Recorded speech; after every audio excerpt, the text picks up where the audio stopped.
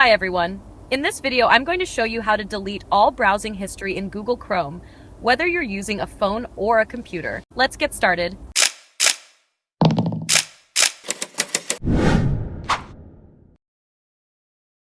First, open the Google Chrome app on your phone.